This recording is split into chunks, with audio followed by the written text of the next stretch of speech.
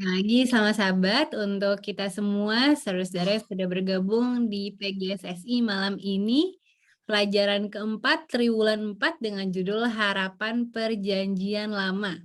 Dan untuk saat ini, karena Pendeta Jonathan Kuntaraf dan juga Ibu Peggy Iskandarwor sedang berada di Holy Land, sedang berada di Israel, maka pada malam ini akan digantikan moderator oleh saya, Kristi Sarangwar, dan juga untuk pemaparan akan dibawakan oleh Pendeta Joseph Ringo. Dan bagi yang memiliki pertanyaan, silakan nanti boleh dituliskan di kolom chat, dan juga yang ingin bertanya langsung nanti boleh raise hand. Akan kami bacakan pertanyaan berdasarkan urutan yang masuk. Baiklah, untuk kita buka akan PG sesi malam ini, kami undang Bapak Devi Lumanto untuk membawa doa buka. Oke, kita sama-sama berdoa. Tuhan Allah Bapa kami di sorga, terima kasih atas hari Sabat yang Tuhan berikan bagi kami semua pada malam hari ini. Pada malam ini kami kembali akan mengikuti kegiatan belajar sekolah Sabat. Biarlah Tuhan akan menyertai akan acara ini dari awal hingga akhir, dan kami boleh mendapatkan berkat dari pelajaran yang akan kami pelajari. Pada malam ini kami juga mau berdoa untuk hamba Tuhan, Pendeta Kuntaraf dan juga Ibu Peggy, bersama dengan rombongan yang saat ini sedang melakukan kegiatan. Biarlah Tuhan juga menyertai di mana saja mereka berada, kekuatan kesehatan selalu diberikan. Kami berdoa juga untuk Kristi dan Pendeta Ringo yang akan menuntun akan acara ini. Biarlah Tuhan mampukan mereka dengan hikmat akal budi sorga.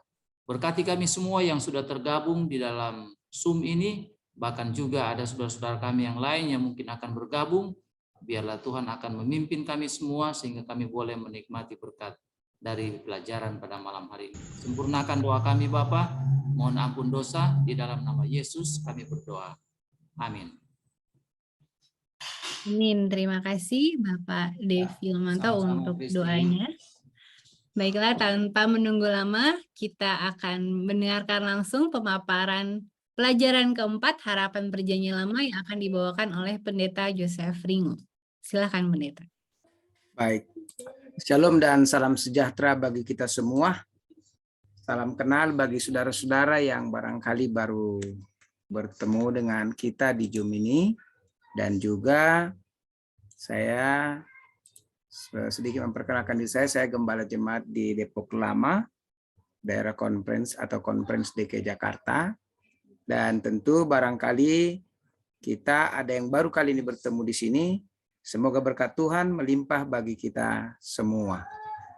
Sabat ini saya diminta untuk menggantikan Pendeta Kuntaraf.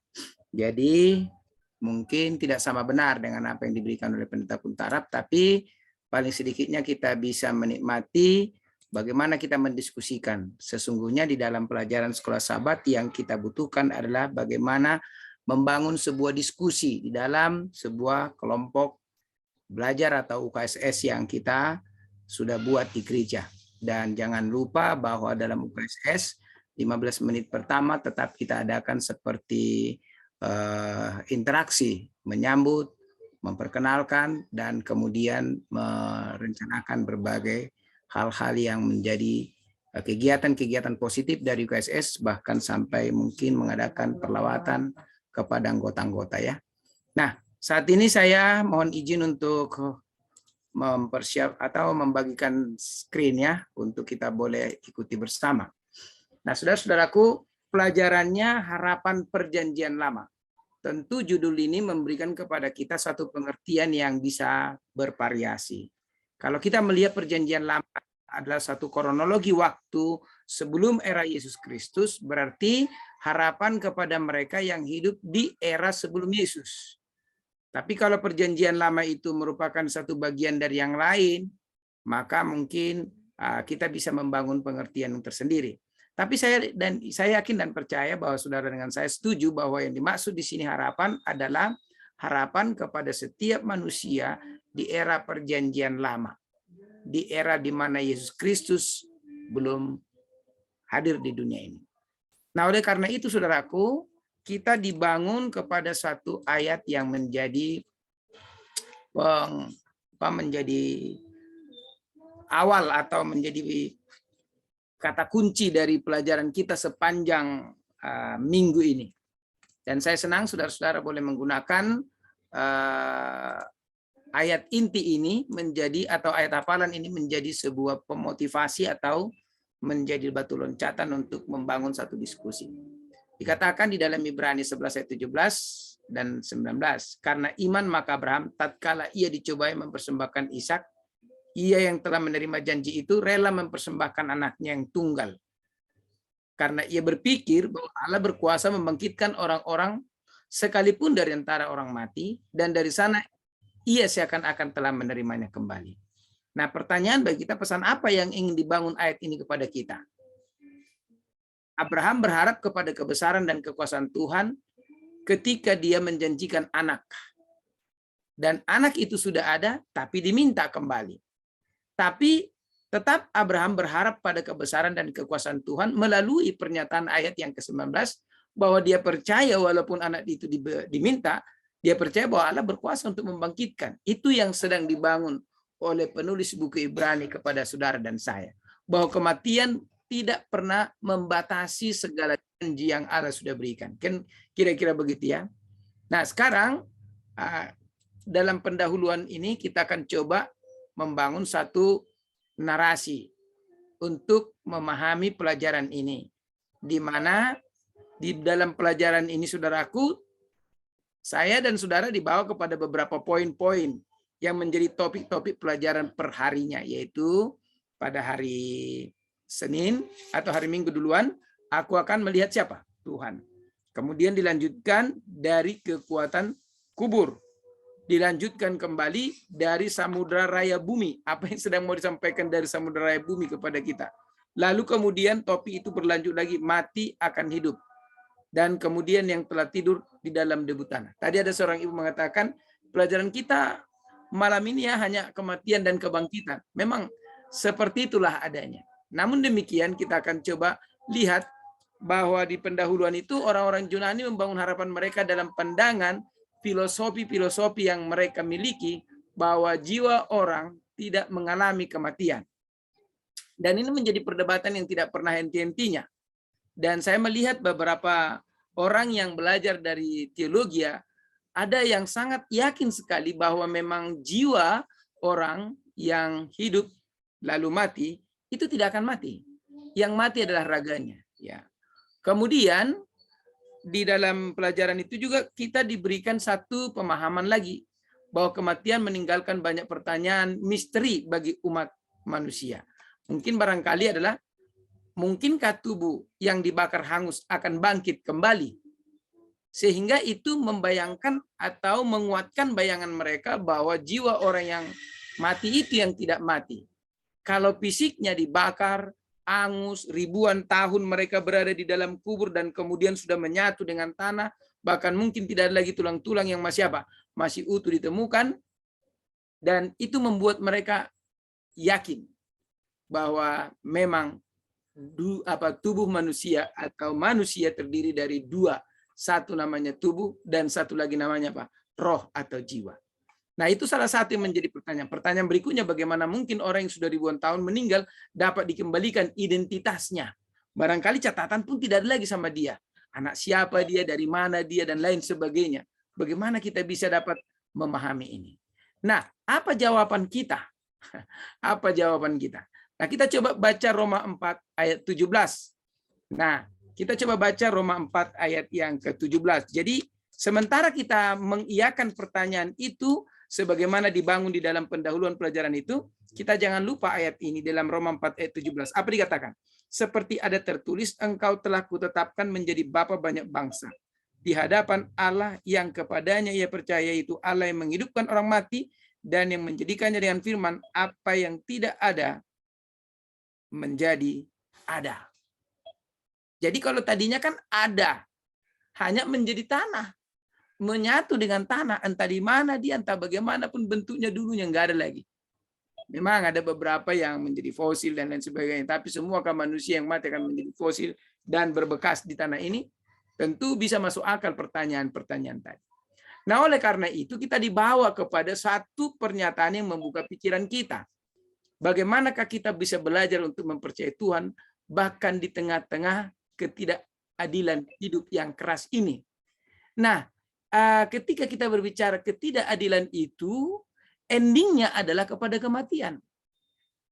Hampir semua ketidakadilan itu, apakah itu penganiayaan, apakah itu pembulian, apakah itu bagian daripada ya mendiskriminasikan dan lain sebagainya, ujung-ujungnya adalah membuat orang itu lenyap. Atau barangkali satu-satunya yang akan dihasilkan oleh semuanya itu adalah menyingkirkan dia.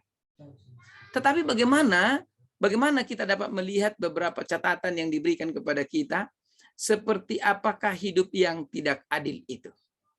Dalam judul Aku Akan Melihat Tuhan, dikutip dari pernyataan daripada Ayub, kita akan menemukan seperti apa. Mari kita baca dulu Mazmur 73 ayat yang ketiga dan ayat yang keempat.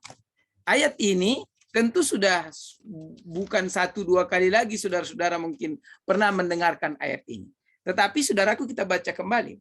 Sebab aku cemburu kepada pembual-pembual kalau aku melihat kemujuran orang fasik. Siapa di antara kita yang pernah merasakan hal yang seperti itu? Hal di mana kita, kenapa ya kalau orang-orang yang tidak mengenal Tuhan itu lebih kaya? Ya barangkali kita katakan begitu. Kenapa ya mereka itu lebih hebat, lebih cerdik, dan lebih lebih mujur nasib mereka. Ayat yang keempat berkata, sebab kesakitan tidak ada pada mereka, sehat dan gebuk tubuh mereka. Jadi kemujuran. Lalu kemudian Ayub seorang yang jujur, baik dan setia, tapi ditimpa penyakit yang parah. Ada lagi yang mengatakan kalau orang baik-baik umurnya pendek. Jadi seperti kayak mitos toh. Ya. Tapi apakah itu menjadi sebuah kegenapan? Saudara lihat bagaimana kemalangan yang dihadapi oleh Ayub ini. Dia ditimpa oleh penyakit yang parah. Kemudian saudara bisa lihat itu di dalam Ayub 1 ayat 8. Kemudian Ayub 2 ayat 7. Dan sesudah itu ternak dan segala kekayaannya hilang seketika. Di dalam Ayub 1 ayat 13-17 itu diceritakan. Ayub dituduh temannya sebagai orang berdosa yang besar. Ya, oleh teman-temannya. Ada banyak catatan itu. Ayub 4 ayat 1-5, ayat 27 juga, Ayub 8 ayat 11, Ayub 11 ayat 1-20. Jadi ini semua menjadi sebuah bagian menekan dan memberikan satu tekanan yang begitu kurang baik. Bagi beberapa orang ada yang tahan mendapat tekanan. Ada orang yang tidak tahan mendapat tekanan. Langsung dia mengalami sakit, stres, dan lain sebagainya. Tapi Ayub dituduh temannya sebagai orang berdosa besar dan dia diminta supaya bertobat. Kamu harus bertobat karena kesalahan mulai ini. Ada logika yang dibangun pada zaman itu, setiap malapetaka yang terjadi pada diri seseorang, itu adalah bagian daripada sebuah kesalahan besar yang pernah dilakukan. Lalu kemudian, yang lebih uniknya lagi istrinya mulai mempertanyakan, kenapa juga kau masih setia, padahal kau menderita. Lebih baguslah kau kutuki Tuhanmu itu, dalam Ayub 2 ayat 9. Dan kemudian engkau mati. Jadi, perhatikan, kematian akhirnya menghampiri manusia dengan tidak adil. Dari apa yang diharapkan oleh istri daripada Ayub adalah, dia mungkin tidak tega melihat suaminya begitu. Dia juga tidak bisa berbuat apa-apa. Apa yang mau bisa dibuatnya? Dan dia stres hanya dengan melihat. Dia berpikir kalau memang dia mati, ya sudah mati. Kan lebih aman daripada terus hidup tapi menderita. Nah, ini merupakan bagian daripada hal-hal yang kita perlu pikirkan. Bagaimana kita dapat belajar mengerti Tuhan masih tetap sebagai Allah penyayang dan Maha Kasih dalam semua yang terjadi. Nah, ini yang mungkin kita boleh bangun kepada saudara-saudara kita dalam diskusi sekolah sahabat yang kita mau bangun ya. Nah, pelajaran hari Minggu itu dalam bagian Aku Akan Melihat Tuhan, di sini masih ada yang harus kita coba bangun. Apa yang Ayub katakan tentang kematian yang akan dihadapi. Di dalam Ayub pasal 13 ayat yang ke-15, saya mau saudara membaca bersama dengan saya. Saya percaya saudara mempunyai Alkitab dan mari kita coba baca ya. Ayat yang ke-15. Lihatlah, ia hendak membunuh aku. Tak ada harapan bagiku. Namun aku hendak membela perilakuku di hadapannya. Ya, kenyataannya Ayub melihat ada satu hal yang membuat dia yakin bahwa dia ingin terbunuh atau dia ingin dilenyapkan. Ya mungkin saja itu adalah setan, sebagaimana kita sudah diberikan gambaran tentang cerita Ayub ya. Lalu di dalam Ayub pasal 19 ayat 25 sampai 27, disitulah muncul suatu keyakinan bagi Ayub, kalaupun dia harus menghadapi kematian akibat dari penyakit yang dia terima ini, yang kemudian datang kepadanya ini, Ayub berkata di dalam Ayub pasal 19 ayat 25, dan ini ayat khususnya 25 menjadi satu ayat yang sering kali kita bacakan, sering kali kita ingat untuk menjadi penghiburan bagi kita. Dikatakan demikian. Tetapi aku tahu penebusku hidup, dan akhirnya ia akan bangkit di atas apa? Di atas debu. Lalu kemudian ayat itu berlanjut, juga sesudah kulit tubuhku sangat rusak, tanpa daging pun aku akan melihat Allah. Nah ini luar biasa. Jadi pahami ayat 26 ini adalah sebuah bahasa figuratif. Artinya dia tetap akan mendapat kesempatan menjadi hidup melalui kuasa dan kebesaran Allah yang dia percayai. Ya, itu makanya ada kata tanpa daging pun aku akan melihat Allah. Mungkin Tuhan menyediakan bentuk yang lain. Itu dalam pikirannya. Saya percaya Ayub mengerti bahwa kita hidup oleh karena ada fisik kita. Lalu kemudian ada seluruh kelengkapan dalam fisik kita. Dan ada roh Allah yang lewat dalam lubang hidung kita. Itulah nafas kehidupan ini. Berjalan sedemikian rupa. Yang kita hirup setiap saat. Nah sekarang, poin apa yang sedang ditawarkan pernyataan Ayub ini kepada umat Allah zaman akhir ini? Apa kira-kira? Nah kita coba tanyakan kepada anggota diskusi sekolah sahabat kita, lalu kita berikan beberapa poin yang dari kita, yakin kepada kepastian kebangkitan, itulah yang sedang ditawarkan oleh Ayub bagi saudara dan saya. Jadi kematian itu bagi Ayub sudah merupakan satu hal yang dia pahami dengan baik, tetapi dalam kematian itu dia tidak pernah berpikir itulah akhir dari segala-galanya. Yakin kepada kepastian kebangkitan, itulah yang sedang dibangun. Lalu kemudian yang kedua, iman Ayub ada gambaran iman yang tak tergoyahkan, yang membuat dia tidak pernah didapati berdosa sekalipun dalam kondisi beratnya kesusahan yang dihadapi, beratnya beban yang dia pikul. Ya, jadi Ayub benar-benar mengenal siapa? Allahnya. Nah, itulah bagian yang kita bisa mungkin angkat pada hari yang minggu itu. Nah, sekarang kita masuk kepada hari Senin, di mana judulnya kekuatan kubur. Saudara-saudara, pernahkah saudara mendengarkan ada pernyataan di Alkitab, ada 4 hal yang tidak pernah kenyang? Saudara boleh baca di dalam Amsal 30 ayat 9.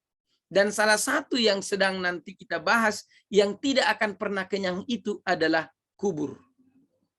Karena kubur tidak pernah berhenti mengangakkan mulutnya dan menerima setiap orang yang dibenamkan ke dalamnya. Saudara dapat paham ya? Nah, pertanyaan yang kita bisa bangun pada hari Senin ini adalah, seperti apakah kekayaan di hadapan kematian itu? Seperti apakah kekayaan di hadapan kematian? Sekarang kan kita mau memperlihatkan mengapa orang takut mati.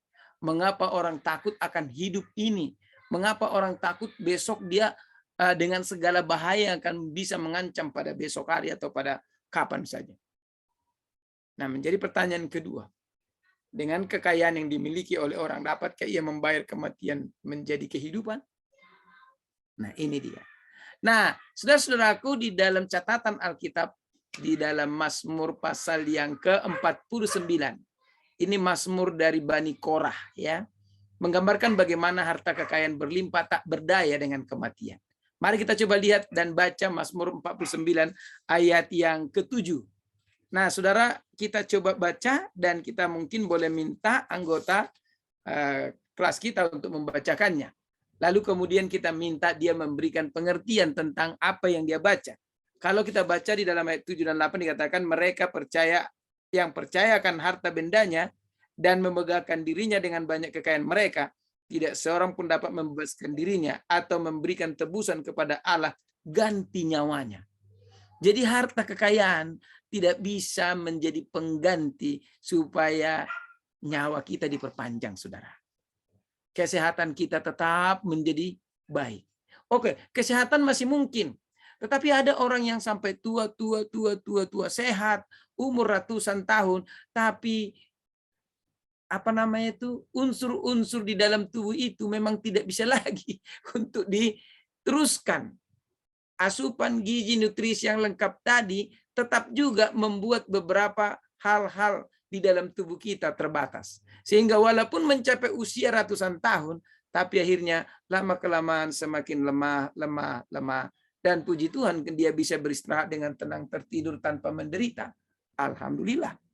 Tetapi ada orang dalam keterbatasan sebagai orang tua tertati-tati, justru di situ dia mendapatkan satu celaka, terjerembab dan lain sebagainya.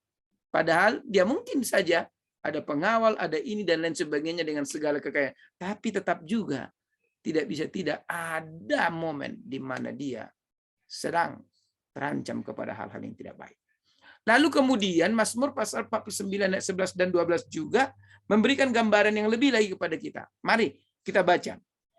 Sungguh akan dilihatnya orang-orang yang mempunyai hikmat mati.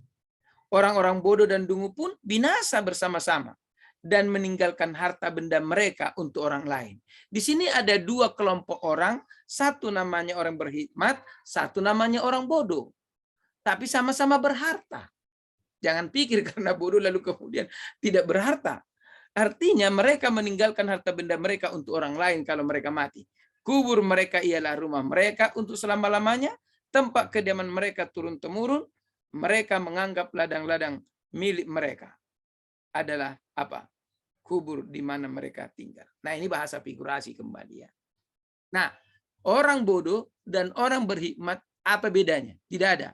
Mereka dalam hal kematian sama-sama tunduk kepada kematian. Mungkin banyak perbedaan yang lain kalau kita melihat. Lalu Ayub 1 ayat 21 membuat kita semakin mengerti bahwa kita sebagai umat Tuhan menyadari keterbatasan kita. Makanya di dalam perkataan itu Ayub berkata, dengan telanjang aku keluar dari kandungan ibuku, dengan telanjang juga aku kembali ke dalamnya. Ke dalam maksudnya apa?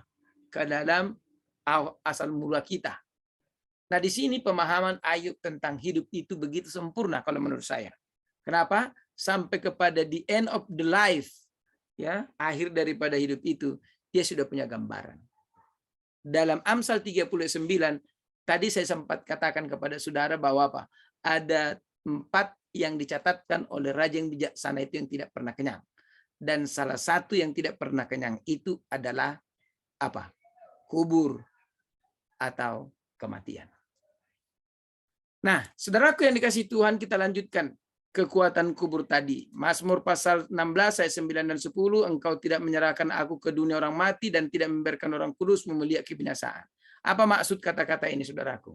Di dalam Mazmur pasal 16 ayat 9 dan 10 ini. Ini menyatakan kepada kita bahwa kematian bagi anak-anak Tuhan itu adalah apa? Itu adalah sesuatu yang tidak perlu ditakutkan. Tidak perlu menjadi ketakutan yang luar biasa. Nah, itu makanya di sini kita menjelaskan atau mencoba menjawab pertanyaan, apakah dunia orang mati?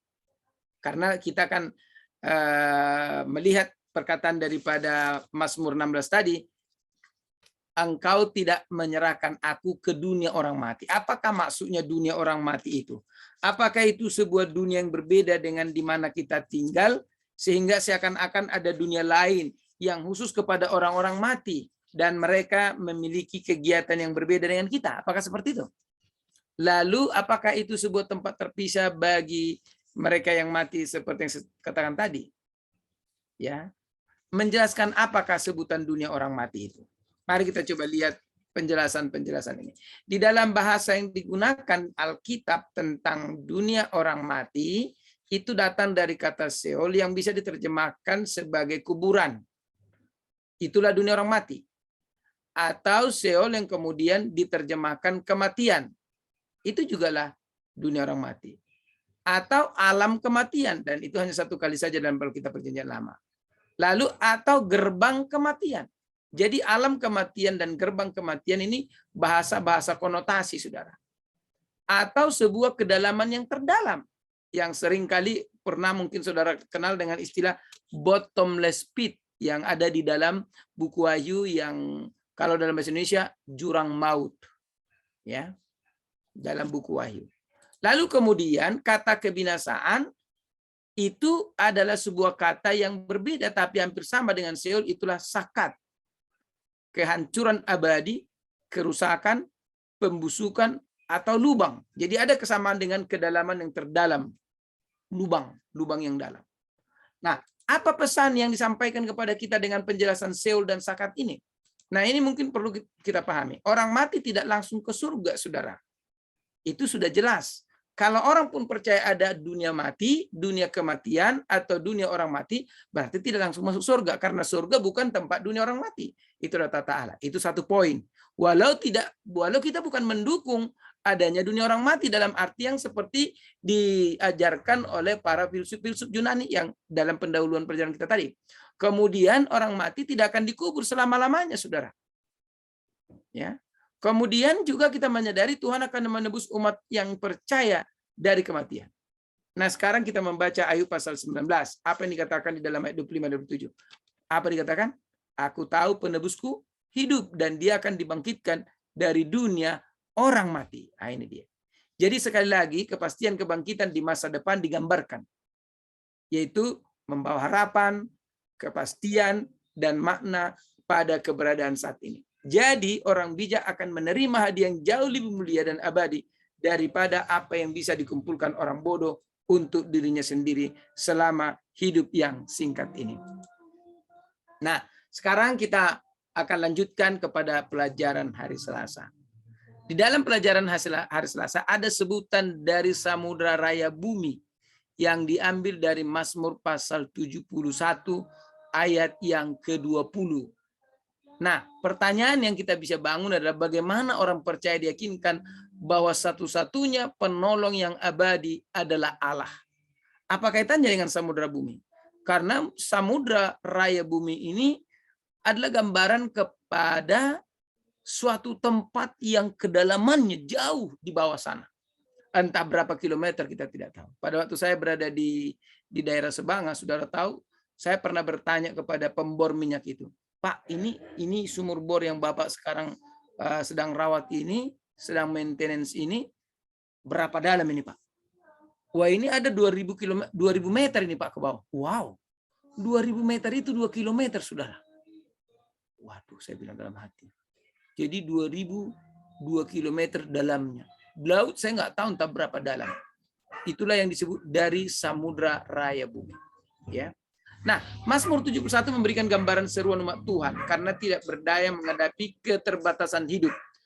Dan ketidakberdayaan terhadap keterbatasan hidup itu digambarkan dengan kita terletak atau tubuh kita terletak di sebuah tempat yang dalam yang disebut dengan istilah samudra raya bumi. Dan manusia tidak dapat bergantung pada dirinya sendiri untuk hidup kekal. Itu satu hal yang perlu dipastikan untuk kita ketahui. Jadi tidak ada yang dapat dilakukan oleh manusia terhadap dirinya. Di dalam Mazmur 71 ayat 3. Jadilah bagiku gunung batu tempat berteduh, kubu pertahanan untuk menyelamatkan aku, sebab engkaulah bukit batuku dan pertahananku. Yang berikutnya, manusia mendapatkan keamanan dalam perlindungan Tuhan. Itu yang sedang mau disampaikan dari Mazmur 71 ini kepada kita. Itu boleh kita baca dalam Mazmur 71 ayat 6 dan 7. Ya. Kepadamulah, apa dikatakan? Aku bertopang mulai dari kandungan. Ini apa yang disampaikan oleh pemimpin biduan dari Daud, ya. Dan kemudian engkau telah mengeluarkan aku dari perut ibuku. Engkau selalu kupuji-puji. Dan terus umat Tuhan menyadari bahwa kesusahan dan malapetaka datang ada dalam pengetahuan Tuhan. Dengan kepastian Tuhan akan bersegera menolong. Jadi ketika kita disampaikan bahwa tidak ada yang bisa dilakukan oleh manusia, disinilah kita perlu mengerti mengapa kita perlu mengenal Tuhan. Mengapa kita perlu memiliki apa? Hubungan dengan Tuhan, membangun hubungan dengan Tuhan. Mengapa kita perlu menyadari ketergantungan kita kepada Tuhan? Karena memang kita tidak memiliki sesuatu yang bisa membuat diri kita ini dalam kepastian keamanan yang baik, kenyamanan yang baik, dalam perlindungan yang baik. Jadi di dalam Mazmur pasal yang ke-71 ayat 12 dan 14 bahwa kesusahan memang menimpa umat-umat Tuhan, tetapi jangan lupa bahwa Tuhan juga mempersiapkan pertolongan kepada orang yang bergantung kepadanya. Ya, dan itu kita dapat pahami dari apa yang diserukan oleh pemazmur. Bahkan sekalipun dikatakan anak manusia harus turun ke samudera raya bumi, dijemput oleh maut, itu maksudnya dia akan naik kembali. Arti naik kembali di sini, dia akan hidup kembali. Itulah yang sering disampaikan oleh Mazmur 71 ayat 20. Nah, sekarang saudaraku, saya coba ambil kutipan dari bagian terakhir di dalam Alkitab, dalam pelajaran sekolah sahabat kita. Ungkapan dari samudera raya bumi dapat dipahami secara harafiah sebagai kiasan tentang kebangkitan fisik dari samudera raya bumi di masa depan yang kita akan terima.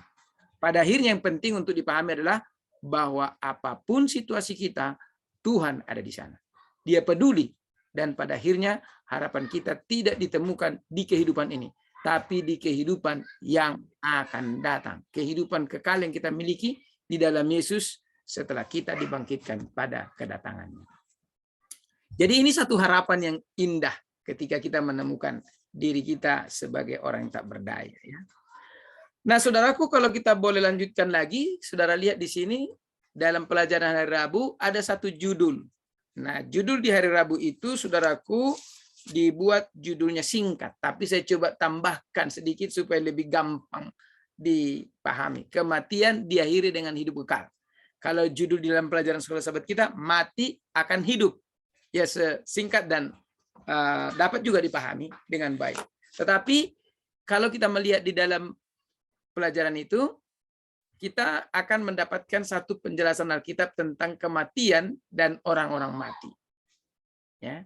Di dalam Yesaya 26 ayat 14 dan 19, firman Tuhan berkata, mereka sudah mati, tidak akan hidup pula. Sudah menjadi arwah, tidak akan bangkit pula. Orang-orang yang mati akan hidup pula. Mayat-mayat mereka akan bangkit pula. Ada dua ayat yang kontras ya. Mereka yang sudah mati tidak akan hidup pula. Tapi di dalam ayat 19, orang-orangmu yang mati. Kenapa ada kata mu di sana menjadi ada kata hidup? Sementara hanya mereka sudah mati, tidak akan hidup pula. Ayat 14 menyatakan kondisi umum. Sementara ayat 19 menyatakan kepada mereka yang ada hubungannya dengan mu di situ yang adalah Elohim kita, Yehovah kita. Yang kemudian dengan kita disebut dengan kita disebut sebagai umat Yehovah atau umat Elohim kita, maka kita mendapat jaminan bahwa kita akan hidup lagi. Mayat-mayat yang tadinya tidak punya harapan itu akan bangkit kembali. Itulah yang saya sampaikan dalam Yesaya 26 ayat 14. Kematian dalam pandangan Alkitab dapat dijabarkan sebagai berikut. Nah, saudara jangan lupa bahwa Alkitab memberikan kepada kita ada dua kematian. Yang pertama, saat seorang meninggal itu disebut dengan apa? Kematian. Yang disebut dengan konsekuensi dosa. Ya. Lalu kematian yang kedua, nah kematian yang pertama ini kalau saya mau jelaskan, kematian ini adalah saat seseorang kita lihat mati. Kita pergi berkunjung, oh si Anu baru mati. Salah seorang anggota jemaat kami baru meninggal, dibawa ke kampung, ke Sidikalang. Ya. Kemudian kematian yang kedua ada kematian pertama, ada kematian kedua, tapi kematian yang ketiga tidak ada. Nah, itu dia. Kematian yang kedua ini terjadi di akhir masa 1000 tahun. Dan itu di dalam Wahyu 20, 14 dan 15 itu dicatatkan. Boleh saudara baca, atau mungkin saya bacakan sebentar supaya saudara dan saya mengerti. Ada sebutan kematian kedua di sana. Ya. Wahyu 20 ayat yang ke 14 dan 15 dikatakan begini. Lalu maut dan kerajaan maut itu dilemparkan ke dalam api, itulah kematian yang kedua. Dan setiap orang yang tidak ditemukan namanya tertulis dalam kitab kehidupan itu dilemparkan ke dalam lautan api. Jadi dari sini apa kita pahami? Siapa yang akan mati pada kematian yang kedua? Yaitu mereka yang namanya tidak didapati tertulis dalam kitab kehidupan. Dan mereka akan mati pada saat menjelang berakhirnya 1000 tahun itu atau pada akhir 1000 tahun itu. Oke. Lalu kemudian ini juga disebut sebagai kematian kedua, inilah yang disebut dengan upah dosa, the penalty of sin. Dan inilah yang dibayarkan Yesus di kayu salib. Ada banyak orang yang tidak senang mendengarkan ketika ini katakan dibayarkan di kayu salib. Ada yang mengatakan yang dibayarkan di kayu salib itu adalah konsekuensi dosa. Tidak, saudaraku. Tetapi jangan lupa, siapa mereka yang penalty of sin-nya dibayar? Tentu mereka yang percaya kepada Yesus.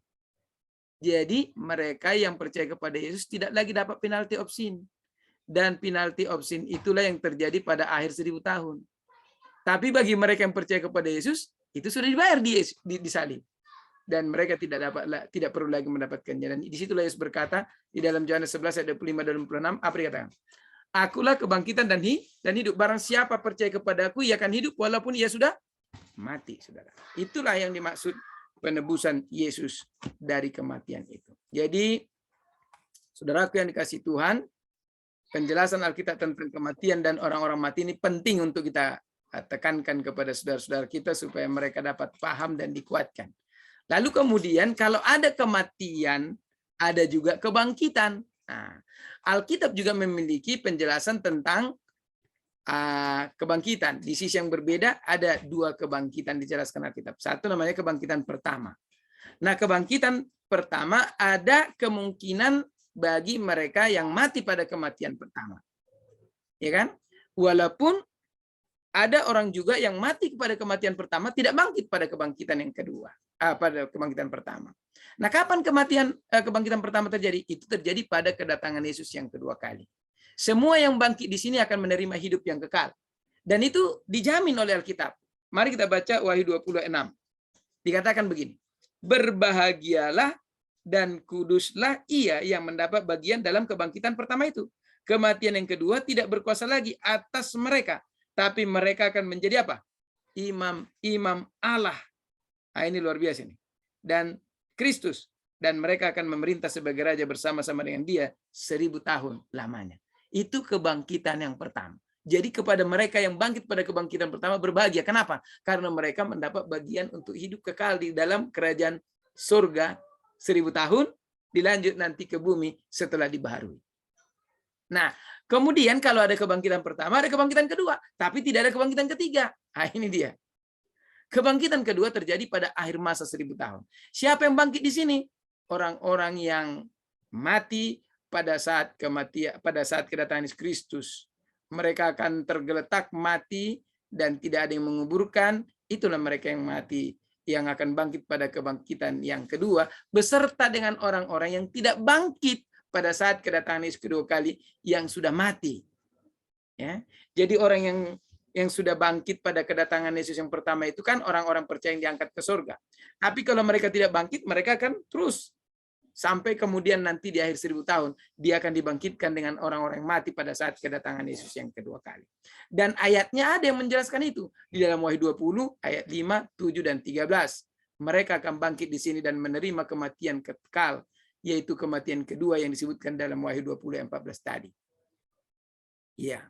Nah, oleh karena itu saudaraku yang dikasihi Tuhan, sekarang kita lihat kepada yang berikut, penjelasan Alkitab tentang kematian orang-orang mati ini kita lanjutkan. Tadi di Yesaya 26 menjelaskan mereka yang mereka yang akan mendapat kemurahan Allah di dalam Yesaya 26 ayat 3. Yaitu menjelaskan bahwa mereka yang teguh hatinya. Nah, mungkin baiknya kita baca ya. Dan saya senang ayat ini ketika saya temukan, ternyata ayat ini menjadi satu kata kunci menunjukkan kepada kita bahwa mereka yang teguh hatinya. Dikatakan yang teguh hatinya kau jagai dengan damai sejahteramu, sebab kepadamu lah ia percaya.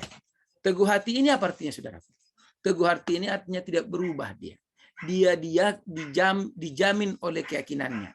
Dia berdiri di atas pengenalannya akan Tuhan yang cukup sempurna. Jadi ayat 3 menjelaskan bahwa mereka yang teguh hatinya yang akan Tuhan jagai dan Tuhan selamatkan dari kematian yang tidak dapat dikalahkan oleh manusia. Dan setiap orang akan dibangkitkan, tapi tidak semua orang yang hidup. Semua orang akan hidup selama-lamanya. Sebagaimana disebutkan dalam Yohanes 5:29. Yohanes 5:29 menjelaskan ada dua kebangkitan.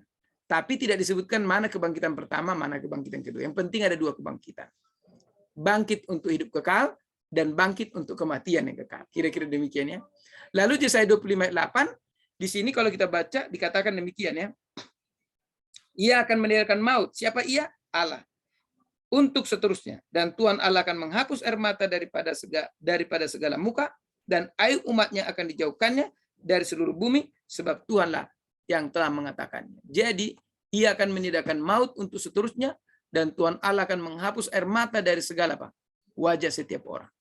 Dan karena itu saudaraku, inilah penghiburan yang sedang diberikan kepada kita, di mana kematian diakhiri dengan hidup yang kekal. Nah, di bagian akhir daripada ayat ini, dari bagian hari Rabu ini, saya mencoba memberikan kepada saudara pemahaman tentang kematian diakhiri dengan hidup kekal. Yaitu di Yesaya 26 ayat 19, ayatnya saya sudah kutipkan di sini. Ya Tuhan, orang-orang-Mu yang mati akan hidup pula. Mayat-mayat mereka akan bangkit pula. Hai orang-orang yang sudah dikubur di dalam tanah, bangkitlah dan bersorak-sorai. Sebab embun Tuhan ialah embun terang, dan bumi akan melahirkan arwah kembali. Kita semua memiliki kesempatan untuk hidup selamanya. Setiap orang yang menerima Yesus sebagai juru selamat, mereka akan menerimanya. Itu yang dikatakan dalam Yohanes 3:16. Karena begitu besar kasih Allah akan dunia ini, sehingga ia telah mengaruniakan yang tunggal, supaya setiap orang yang percaya kepadanya tidak binasa, melainkan beroleh hidup yang kekal. Jadi saudaraku yang dikasihi Tuhan, kata ya Tuhan orang-orang-Mu yang mati akan hidup pula, sebenarnya digambarkan lagi secara terpisah itu di dalam Yesaya 37. Saudara boleh lihat di sana di dalam Yesaya 37 ya. Ayat yang pertama sampai ayat yang ke-9. Saudara akan lihat bagaimana seperti ada sebuah peragaan untuk meyakinkan umat manusia bahwa walaupun tulang-tulang itu kering, tidak masuk di akal untuk ditumbuhi oleh daging, tapi akhirnya tumbuh daging, lalu akhirnya napas masuk kembali ke dalam tubuh, lalu menjadi makhluk yang hidup. Sebagaimana pada saat Tuhan menciptakannya. Nah, kita lanjutkan. Di dalam Daniel 12 ayat 2, pernyataan tentang orang-orang yang telah tidur dalam debu akan bangun diulang-ulang kembali. Jadi dengan kata lain, Alkitab memberikan ayat-ayat berulang tentang kepastian bahwa orang-orang yang mati tidak akan mati selama-lamanya di dalam kubur. Bagi mereka yang percaya kepada siapa? Allah. Dan itu makanya dikatakan, dan banyak dari antara orang yang telah tidur dalam debu tanah akan bangun, sebagian untuk mendapat hidup yang kekal, sebagian untuk mengalami kehinaan dan kengerian yang kekal. Jadi di sini ada dua kebangkitan. Lalu kemudian banyak yang akan dibangunkan.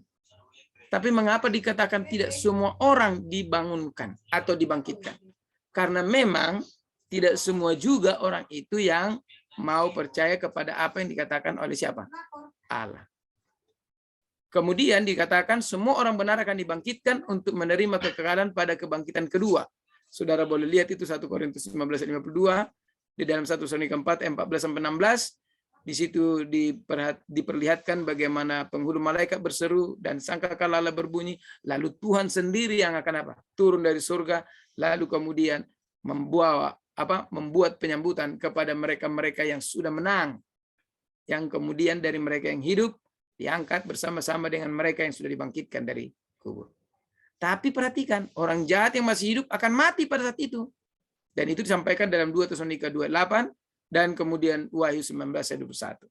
Jadi orang jahat tidak dibangkitkan sampai akhir milenium, ya. Nah, saudara-saudaraku, sebagai bagian yang paling terakhir dari pelajaran itu, yaitu di dalam hari Kamis, saudara-saudara, kita akan masuk ke dalam judul yang telah tidur dalam debu tanah. Di sini kita lihat tadi bahwa mereka-mereka yang tidur dalam debu tanah itu sudah digambarkan dengan baik.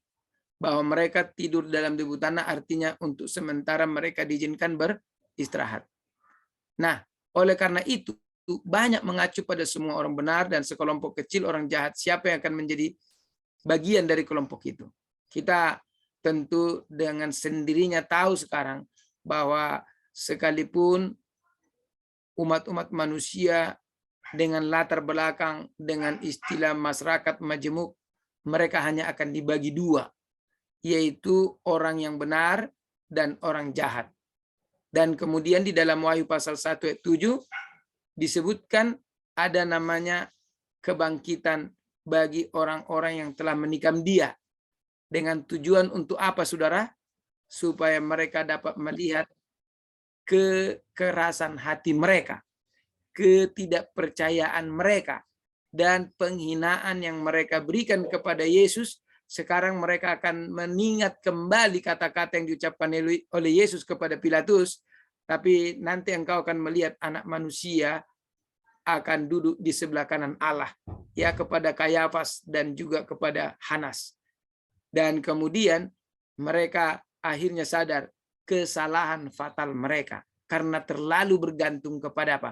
Kepintaran teologi yang mereka bangun, khususnya untuk orang Yahudi, ya.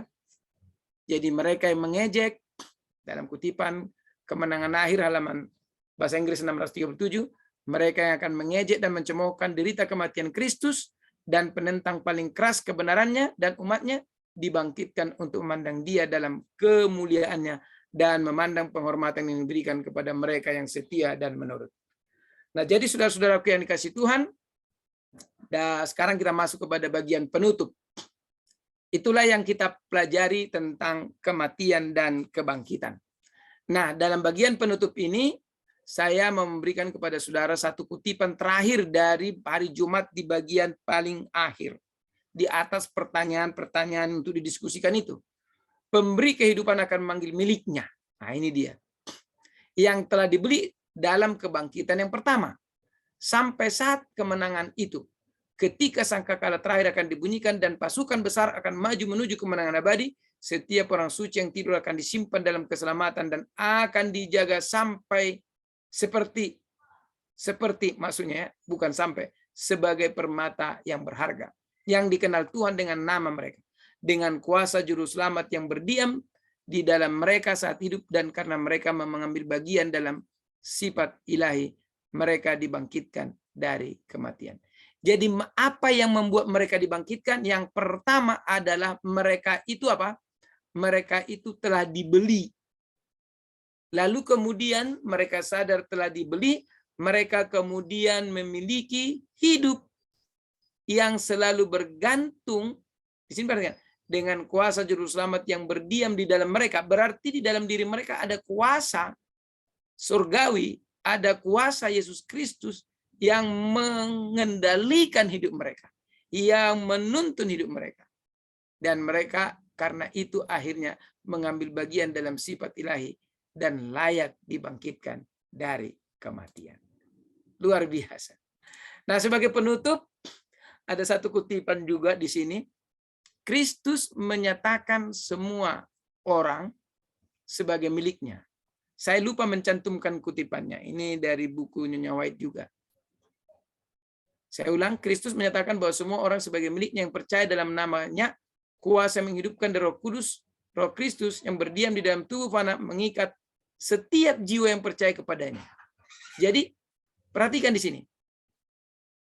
Hidup Kristus yang berdiam di dalam kita, itu yang melayakkan kita untuk mendapatkan kebangkitan.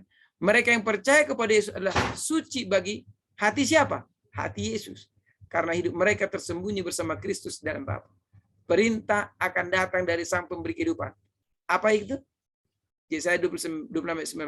Hai orang-orang yang sudah dikubur di dalam tanah, bangkitlah dan bersorak-sorai. Sebab embun Tuhan ialah embun terang, dan bumi akan melahirkan arwahnya kembali. Kata arwah di sini, saudaraku, ini sebenarnya adalah bentuk atau terjemahan dari rohnya kembali. Ya. Nah, jadi saudara-saudaraku, inilah yang menjadi pelajaran kita sepanjang minggu ini yang bisa kita sampaikan kepada jemaat kita. Semoga Tuhan memberkati kita. Kita kembalikan kepada moderator kita, ya. Baik, terima kasih Pendeta Ringo untuk pemaparannya yang sangat baik. Saat ini kita akan masuk ke dalam sesi Q&A dan sudah ada pertanyaan-pertanyaan yang masuk ini, Pendeta. Baik. Nah, saya bacakan ya, ini dari Ibu Evi Peyok. Pertanyaan, bagaimana jenazah-jenazah yang diawetkan seperti mumi di Mesir, mayat-mayat di Toraja, dan lain-lain ketika dibangkitkan, apakah tubuh yang beku itu yang akan hidup kembali? Kalau yang sudah dikremasi itu sudah rahasia ilahi bagaimana mereka akan dibangkitkan. Tapi yang jadi pikiran saya yang diawetkan. Thanks jawabannya, God bless. Silakan pendeta. Bagaimana tanggapan Oke. mengenai ini? Saya kira bagus sekali. Tapi kita lihat dulu bagaimana penjelasan firman Tuhan. Karena tentu yang memberikan jawaban bukan pendeta ringo-ringo, tapi firman Tuhan, saudara. Saya hanya sebagai bagian yang menuntun kita untuk melihat jawaban Tuhan, kan begitu ya. Mari kita baca 1 Korintus pasal 15. Kita ambil beberapa poin-poin di situ yang bagus untuk kita pahami. Ya, ayat yang ke-50 dulu. Coba, ada yang mau bacakan? Nah, kalau ada yang mau bacakan, silakan. Ini tadi dari Ibu Evi. Ada? Oh, Ibu Evi masih ada. Silakan Ibu Evi. Kalau dapat 1 Korintus 15 ayat 50. Itu poin penting. Ya, saya bacakan ya, pendeta. Ya. 1 Korintus 15 ayat 50.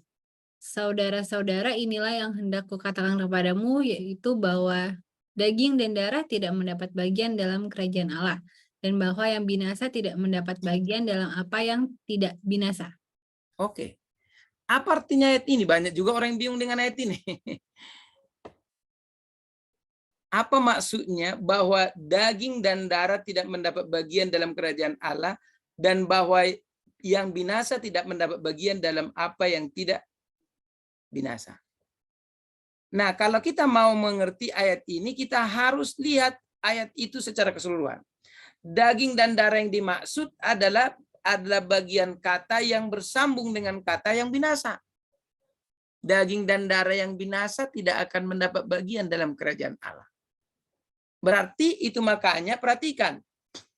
Di dalam ayat pasal itu juga, ayat yang ke-51, saudara boleh baca itu. Sesungguhnya aku menyatakan kepadamu satu rahasia, kita tidak akan mati semuanya, tapi kita semuanya akan diubah dalam sekejap mata pada waktu nafiri yang terakhir. Sebab nafiri akan berbunyi dan orang-orang mati akan dibangkitkan dalam keadaan yang tidak dapat binasa. Jadi bukan yang dimumikan itu lagi yang akan dipakai. Itu kan yang binasa. Berarti Tuhan menyediakan tubuh yang tidak dapat binasa. Itulah maka dikatakan darah dan daging yang kita kenakan ini kan darah dan daging berdosa.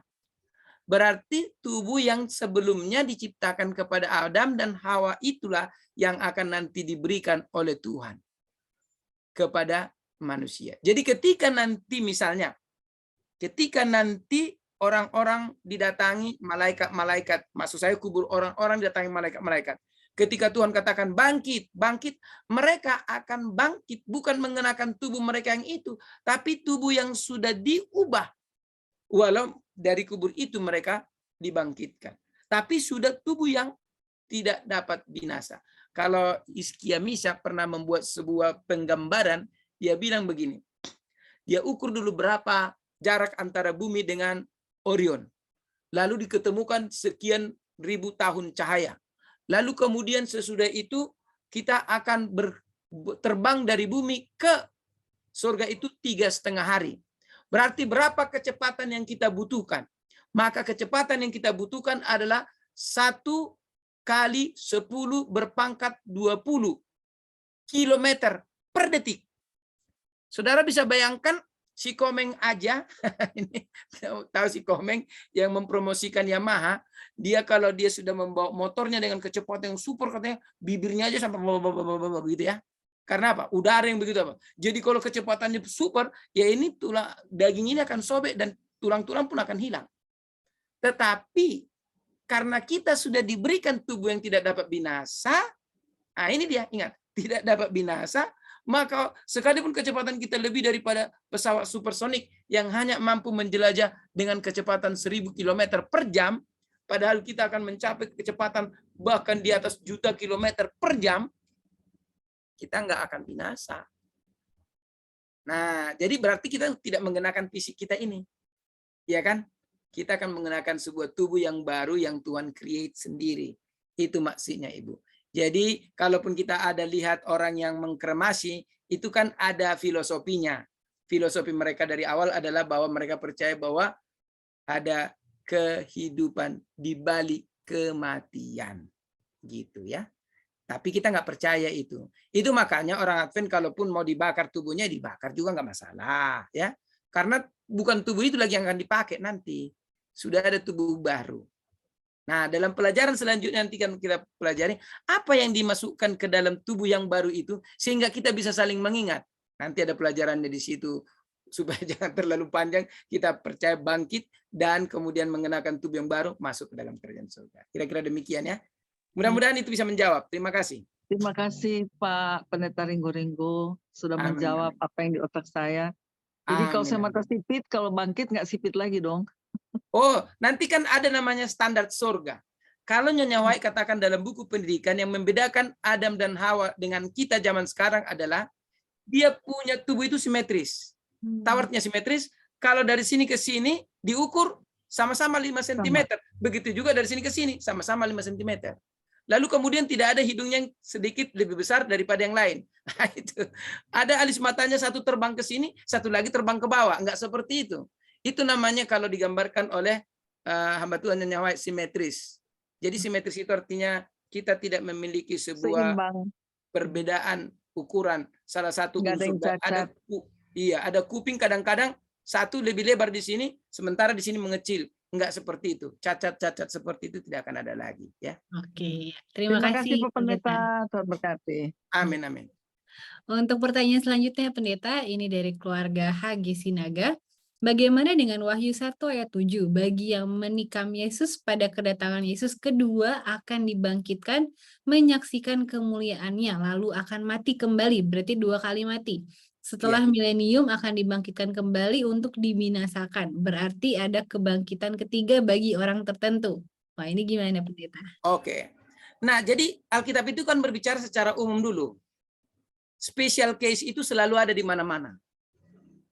Nah, special case itu kan hanya, tadi saya sudah jelaskan, bahwa ada khusus kebangkitan kepada mereka oleh karena mereka benar-benar menolak Yesus. Padahal Yesus sudah mengatakan, di dalam kitab Musa, di dalam kitab-kitabmu, kamu akan memeriksa dan kamu akan tahu siapa saya. Tapi mereka mengeraskan hati. Oleh karena setiap kehidupan Yesus itu menjadi teguran, menyakitkan bagi mereka. Dan akhirnya mereka menyalibkan Yesus. Kata-kata Yesus kan kepada Kayafas ada. Apakah engkau adalah anak Allah? Katakanlah dengan sebenar-benarnya. Yesus mengatakan, engkau sudah mengatakannya. Dan aku berkata kepadamu. Ini ditambahkan oleh Yesus. Dan aku tuh berkata kepadamu, kamu akan melihat anak manusia datang di langit. Dan duduk di sebelah kanan Allah yang Maha Tinggi. Nah, itu dianggap hujat, langsung dia koyakkan jubahnya dan dinyatakan itu sebagai satu apa? Penghujatan. Dan karena itulah Yesus memberikan kepada mereka satu pemahaman atau satu kesempatan untuk melihat supaya mereka diyakinkan bahwa apa yang mereka buat itu benar-benar kesalahan fatal. Termasuk kepada Pilatus yang sebenarnya sudah tahu bahwa tidak ada kesalahan, tapi oleh karena dorongan apa? Dorongan massa atau dari dorongan berbagai kelompok, akhirnya dia ikut kepada apa yang menjadi keinginan orang banyak. Dan itu dosa besar. Saya juga mau titip pesan, hati-hati dengan umat-umat Tuhan. Engkau tahu baik, tapi oleh karena persahabatanmu, lalu engkau tutupi kejahatan itu, hati-hati. Arti menutupi kejahatan yang saya maksud adalah begini.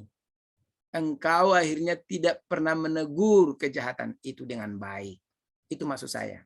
Tapi kalau engkau akhirnya menutup sesuatu supaya orang tidak tahu, itu baik. Jangan gembar-gemborkan kesalahan orang, itu baik. Tapi kalau engkau jadi menutup mata terhadap setiap dosa yang dilakukan, itu tidak baik, saudara.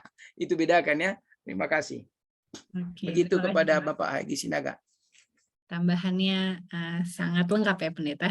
Ini Iya. ada pertanyaan selanjutnya dari Pak Foxe Garungan. Selama sahabat Pendeta, jika kematian kedua sudah dibayarkan oleh Yesus di kayu salib, harusnya sudah tidak akan ada lagi kematian kedua karena dengan kematian Yesus itu sama dengan Yesus sudah menanggung semua dosa-dosa manusia dan itu lunas dibayar. Faktanya kematian kedua memang akan ada, jadi bagaimana penjelasannya? Nah ini Oke, mirip ini seperti yang bagus sebelumnya. sekali supaya dapat mengerti. Nah, kematian kedua yang saya sebutkan dibayarkan di salib itu adalah sebuah kematian yang dihasilkan oleh dosa. Saya mau buat gambaran begini. Saudara tahu kematian yang harus diterima oleh Adam dan Hawa di Taman Eden kematian mana itu? Kematian kekal atau kematian konsekuensi dosa? Jadi kematian kedua itu saya lupa tadi menambahkan. Kematian kedua itu namanya the penalty of sin, itu sama dengan the eternity of death. Ya, jadi the eternity of death. Jadi itu kematian yang kekal, yang tidak akan pernah ada kebangkitan. Pertanyaan saya sekarang, kematian mana yang sedang diancamkan kepada Adam dan Hawa pada saat dia memakan buah pohon larangan itu?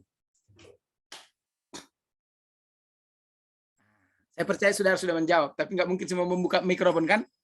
Saudara sudah menjawab. Yang jelas itu adalah kematian kekal. Keterpisahan dari Allah yang kekal. Baca nanti buku Kerinduan Segala Zaman. Apa yang paling ditakutkan Yesus sampai dia berdua dengan berkeringat darah. Walaupun jarang ini terjadi, saudara. Jarang terjadi berkeringat darah. Apa yang ditakutkan oleh Yesus? Keterpisahan akibat kematian yang akan diterimanya pada saat itu. Akibat kematian yang diterimanya itu akan menyebabkan dia terpisah kekal dari Bapaknya. Itu yang ditakutkan. Itu makanya saudaraku, jadi yang dibayar Yesus adalah kematian yang kekal. Sementara konsekuensi dosa mengikut di dalamnya. Dan konsekuensi dosa itu kan hanya sebentar. Itu makanya dikatakan kalau kau percaya kepadaku, engkau akan mati. Tidak masuk lagi kau ke dalam kematian yang kekal. Yang kedua itu. Nah, untuk memudahkan ini dimengerti kepada Pak Fox adalah begini. Kematian kedua itu sudah disusun schedule-nya. Schedule-nya kapan? In the end of the last time. Nah, itu dia. Sudah disusun schedule-nya. Dan itu pelaksananya in the end of the last time. Belum sekarang. Tapi Yesus bayarkan kematian kekal itu pada salib bagi mereka yang percaya. Tapi kalau mereka nggak percaya, ya nggak terbayar, saudara. Makanya mereka akan menerima kematian kekal in the schedule, on schedule, yang sudah dischedulkan. Dapat mengerti sekarang kan? Itu kira-kira. Semoga Tuhan memberkati. Amin. Terima kasih Pendeta. Semoga dapat dimengerti.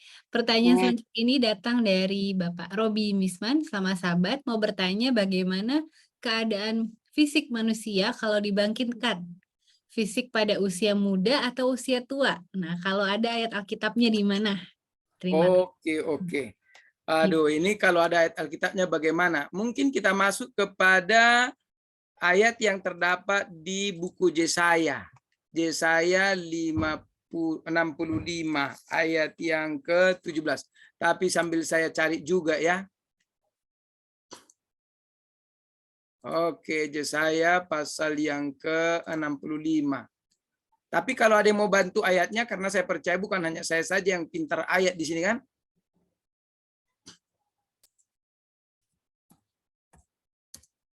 Yesaya 65 ayat 17 ya Pendeta. Coba ya. Oh, itu mengenai apa itu ya? Mengenai makan daging babi itu ya?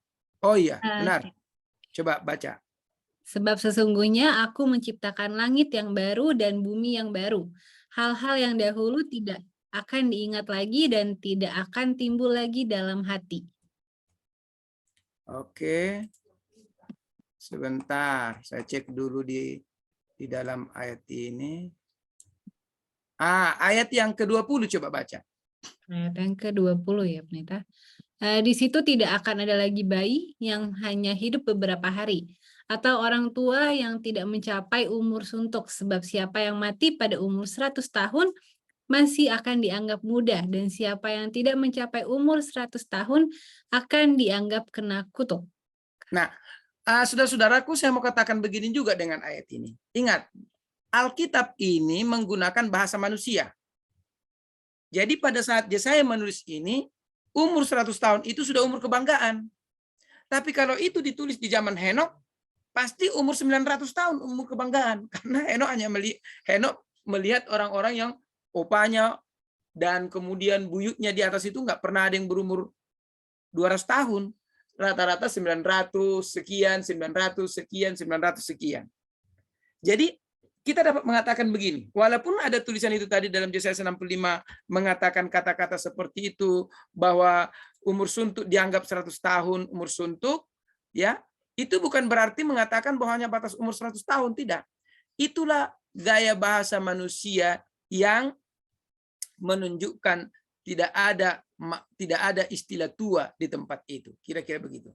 Dan tidak akan ada bayi yang masih rentan, yang kemudian bayi yang akan beberapa hari saja hidup lalu mati. Tidak. Semua akan mencapai umur suntuk. Kata umur suntuk di sini sebenarnya karena ada hidup kekal, berarti ini harus dipahami sebagai umur yang panjang. Begitu ya. Itu maksudnya. Jadi bagaimana bentuk fisik mereka? Tentu bentuk fisik mereka adalah bentuk fisik dewasa yang sehat dan tetap muda. Bukan bentuk fisik yang tua dan kelihatan sudah keriput. Jadi tidak akan ada di sana kesan keriput, tidak ada di sana kesan bahwa tubuh kita itu terkesan ada noda-noda di tangan, noda-noda ketuaan, enggak. Semua akan hidup dengan fisik yang baru, bagus, fresh. Kira-kira begitu. Bahasa manusia sulit menyebutkan itu. Nanti kalau supaya lebih jelas, mari kita sama-sama ke sana, ya. Amin. Amin. Terima kasih Pendeta. Oke, ya. Ini pertanyaan dari keluarga Hagi Sinaga lagi. Dapatkah penjelasan lebih lanjut Pak Pendeta Ringo perihal orang suci yang tertidur akan disimpan dalam keselamatan? Iya. Jadi sebenarnya seperti yang dikatakan kepada siapa ya? Daniel.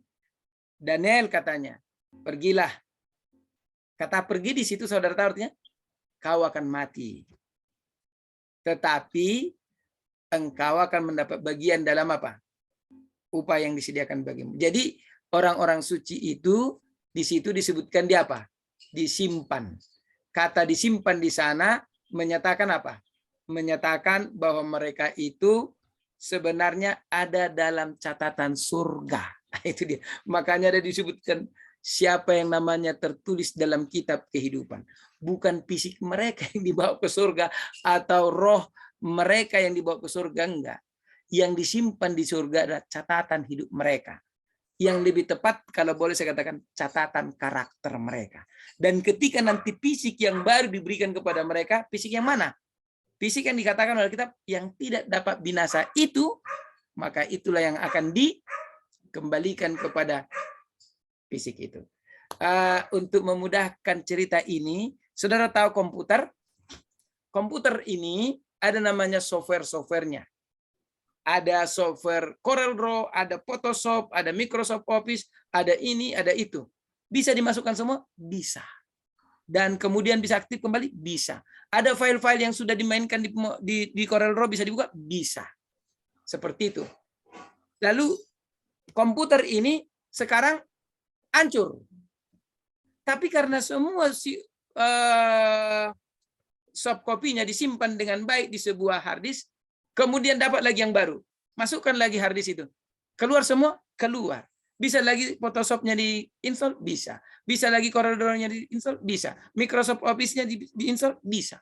Dan kemudian tetap tampil seperti yang kita sudah hilang tadi, komputer kita yang sudah hilang. Nah, kira-kira seperti itu. Nah, kalau disebutkan kira-kira seperti itu, jangan berpikir itu seperti itu, benar-benar seperti itu.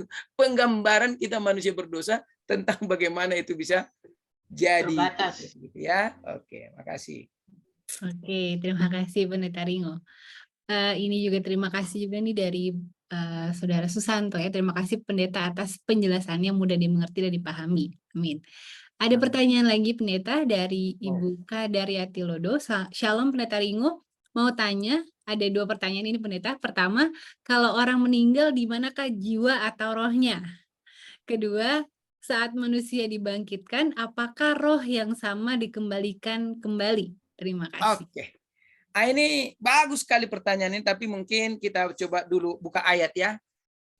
Pengkhotbah 12 ayat 7. Kita buka cepat. Ya, saya mohon maaf, saya harus berhenti di pukul 20:15. Karena saya sudah ditunggu lagi.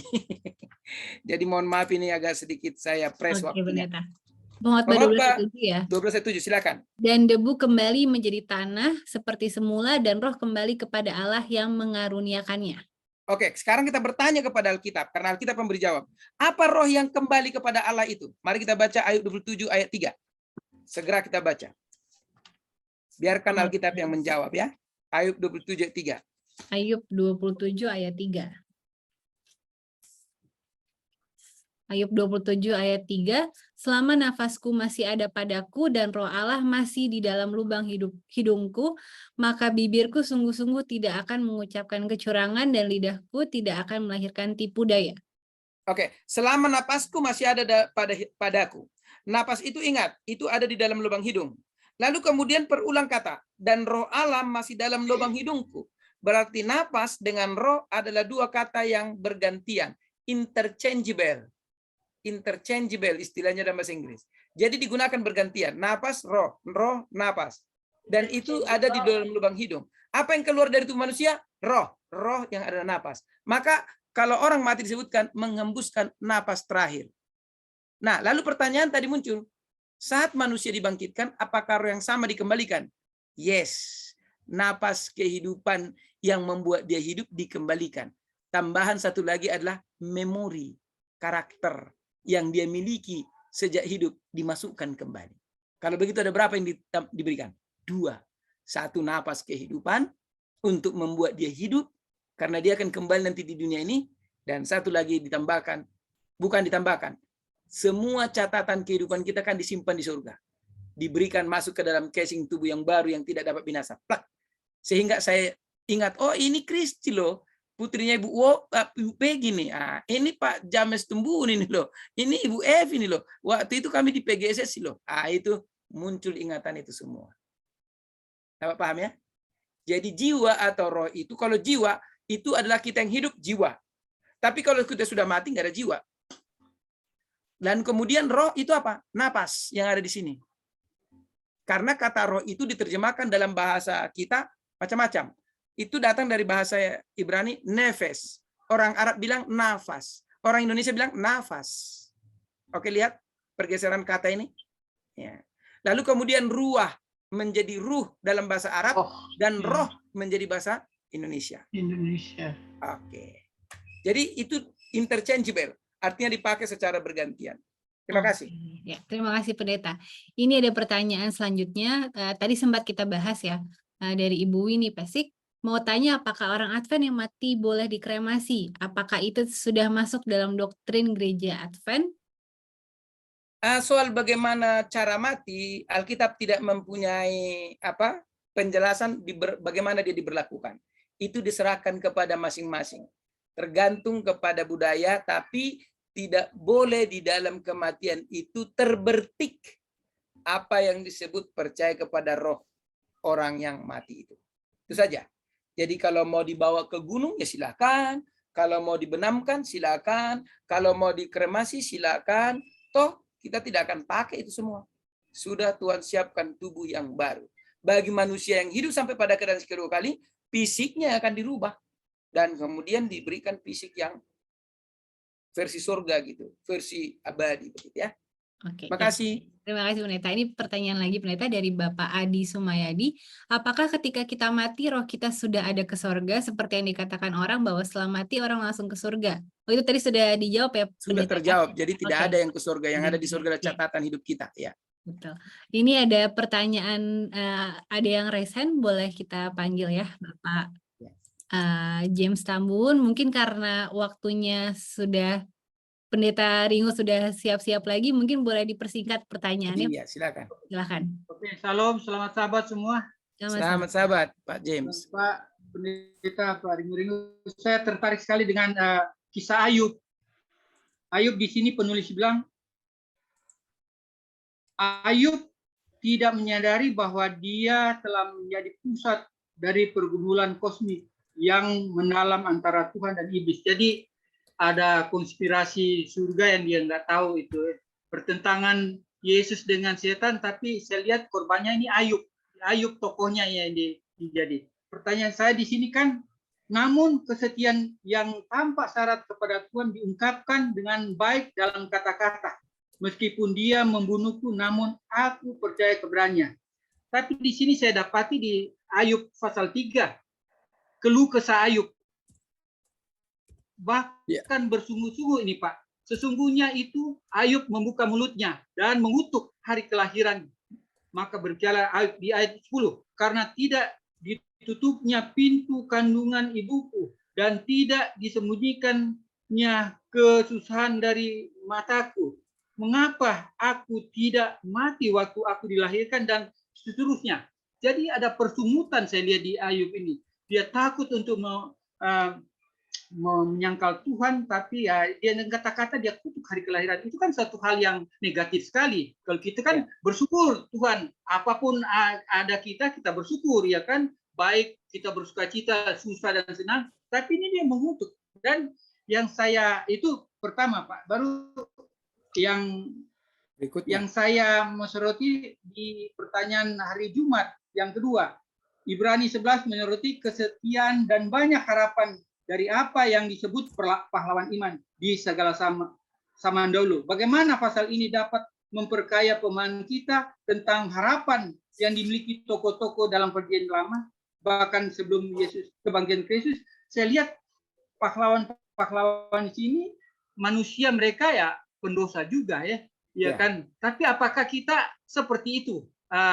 Yang salah satu yang saya ingin, Abraham juga Tuhan bilang dari Ishak dia ambil itu si budaknya itu kan dia terima. Dan gitu. Apa yang kita pendeta bisa sampaikan? Apa kita mau disamakan dengan pahlawan itu? Baik, terima kasih. Dan ini terakhir Pak tentang kremasi. Di Alkitab kremasi. Pak, iya, di Alkitab tidak ada kata kremasi. Dan Yesus sudah di ayat itu dari Abraham, kubur. Berarti kubur kan itu ditanam. Kenapa ada kita? Jadi kita bisa, itu kan tradisi agama yang di seberang itu. Ya kan, Buddha, Hindu atau segala macam. Apa kita harus mengikut mereka? Yesus bilang, waktu Yesus waktu itu diminyaki dia. Ya kan, bayangin aja. Ini bagaimana itu? Terima kasih Pak. Ada 3 pertanyaan. Baik, kita masuk kepada pertanyaan pertama. Cukup lumayan pertanyaan ini dan saya harus jawab cepat. Jadi dia mengutuki hari kelahirannya. Saudara tahu artinya itu? Dia membandingkan hidup itu dengan ketika tidak ada dia lahir. Dia hidup hanya untuk menderita. Dia hidup hanya untuk menjadi bahan cemoohan. Padahal dia tidak salah. Bahkan dia dapat mengatakan kepada Tuhan, aku tahu bahwa aku tidak bersalah. Dan saya perlu katakan kepada saudara, kita sebagai umat Tuhan tahu kita berdosa atau tidak. Kalau kita tidak tahu berdosa, saudara tidak akan datang kepada Yesus. Harus saudara sadar bahwa saudara berdosa. Kalau tidak, saudara tidak akan pernah datang kepada Yesus dan minta ampunan. Jadi dengan kata lain, tahu bahwa kita ini berdosa atau tidak berdosa, itu adalah satu hal yang kita harus pahami antara kita dengan Tuhan. Tapi orang tidak tahu kita berdosa. Saudara tidak tahu apa yang saya lakukan. Saudara hanya lihat saya sebagai pendeta. Tapi apa yang saya lakukan tidak tahu. Saya dengan Tuhan yang tahu apa yang saya lakukan. Tetapi kok saya yang setia kepada Tuhan, anak-anak saya pulang dari berpesta, saya panggil mereka, saya kasih kurban untuk mengampuni dosa mereka, dan kemudian anak-anak saya sebelum tidur saya suruh berdoa, dan lain sebagainya. Kenapa ini bisa terjadi? Jadi, dalam hal ini, dia disebut mengutuki, itu bahasa ekspresi. Menyesali kelahiran. Itu tidak berdosa. Kecuali dia menolak Allah seperti yang diminta oleh istrinya. Sudah nggak usah lagi percaya Tuhan itu. Beda. Dia sedang berekspresi dengan Tuhan. Tuhan, ada baiknya kalau saya itu lebih bagus tidak lahir. Daripada saya lahir hanya menderita begini. Membuat orang berdosa. Membuat orang tidak bisa duduk bersama saya. Baunya setengah mati dan lain sebagainya. Nah, bisa bayangkan kalau saya ekspresikan dengan bahasa saya lagi ya. Sampai di situ Tuhan tidak pernah memandang dia berdosa. Kenapa? Karena itu adalah ekspresi penderitaan. Oke. Nah, jadi kalau saudara bersungguh-sungguh kepada Tuhan boleh, tapi jangan lama-lama bersungguh-sungguh supaya nanti akhirnya saudara susah pulang. Baik.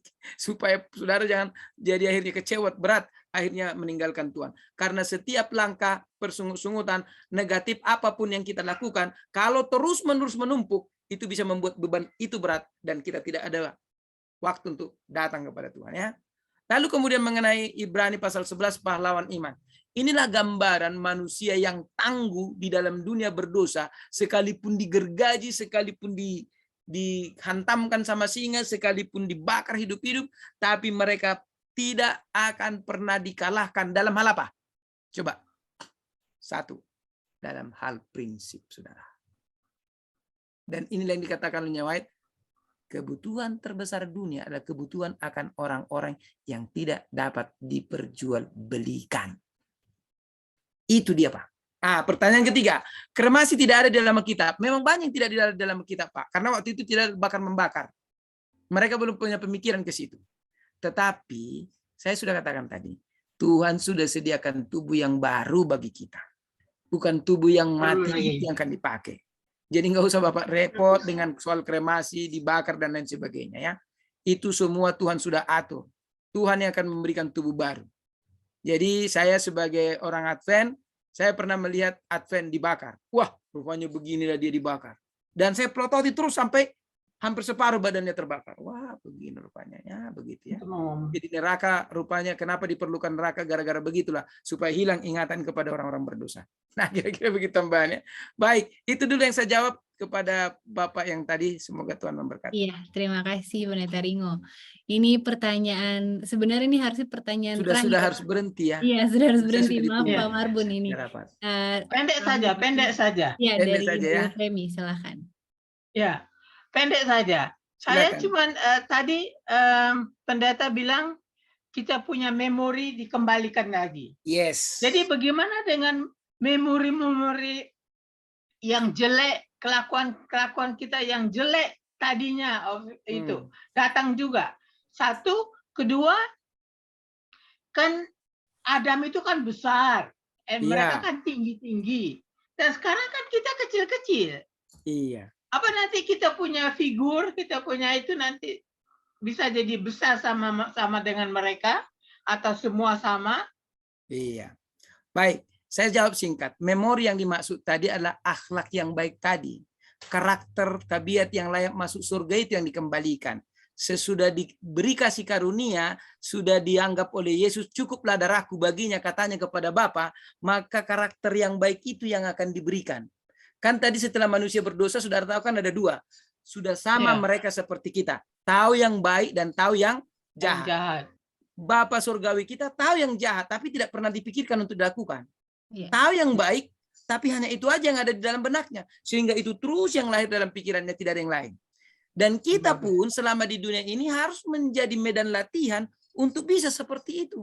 Dan ketika kita menjadi pemenang, itulah yang dikembalikan nanti kepada kita. Jadi akhlak yang buruk tidak diingat-ingat lagi. Makanya dikatakan hal-hal yang dahulu tidak diingat lagi.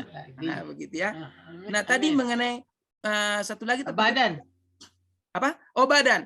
Nah, tadi jangan lupa. Besar kecilnya. Iya, ada standar surga. Itu yang akan dipakai. Kalau nanti saya dibuat jadi pendek, saya akan ngeluh sama Tuhan. Tuhan, saya dari dulu udah pendek, kok jadi pendek terus. Nanti akan begitu saya ngomong. Jadi Tuhan akan buat menjadi idealis ya.